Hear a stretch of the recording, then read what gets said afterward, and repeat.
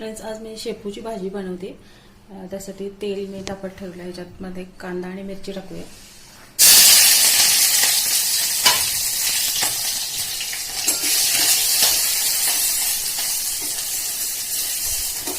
कांदा मिरची परतून झाल्यावर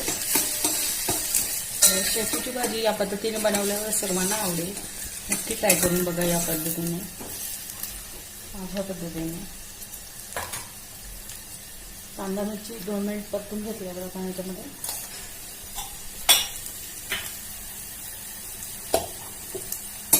शेपूची भाजी स्वच्छ धुवून चिरून घेतलेली आहे, ती टाकूया या पद्धतीने।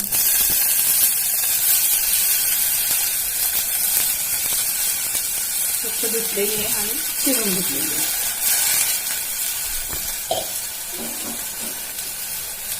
ह्याच्यामध्ये आता आपण तुरीची डाळ आणि थोडेसे आणि तांदूळची कणी, तांदूळ घेतलेले ते टाकूया। यामुळे शेपूचा अजिबात वास येणार नाही, छान मस्त चविष्ट होईल शेपूची भाजी। थोडं पाणी टाकूया, थोडंसं मीठ टाकूया, आता हलवून घेऊया।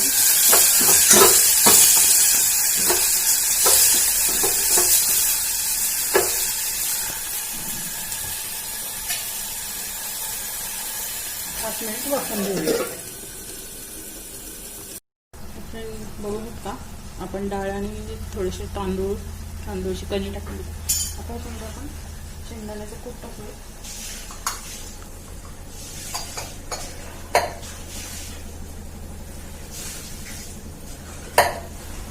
शेंगदाण्याचे कूट आणखी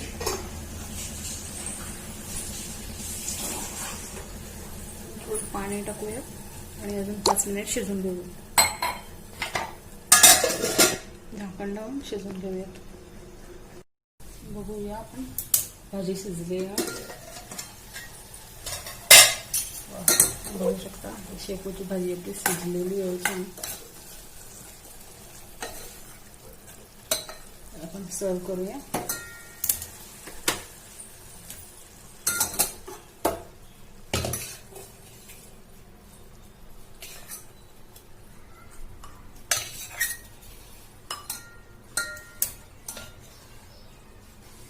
बघू शकता फ्रेंड्स, ही आपली शेपूची भाजी रेडी आहे। अशा पद्धतीने बनवा, सुंदर भाकरी सोबत, चपाती सोबत खूप छान लागेल। धन्यवाद। तर फ्रेंड्स, माझ्या चॅनलवरचे सगळे व्हिडिओ तुम्हाला आवडले असतील तर नक्की सबस्क्राईब करा, लाईकचं बटन दाबा आणि तुमच्या सर्व मित्रमैत्रिणींना हा व्हिडिओ शेअर करा।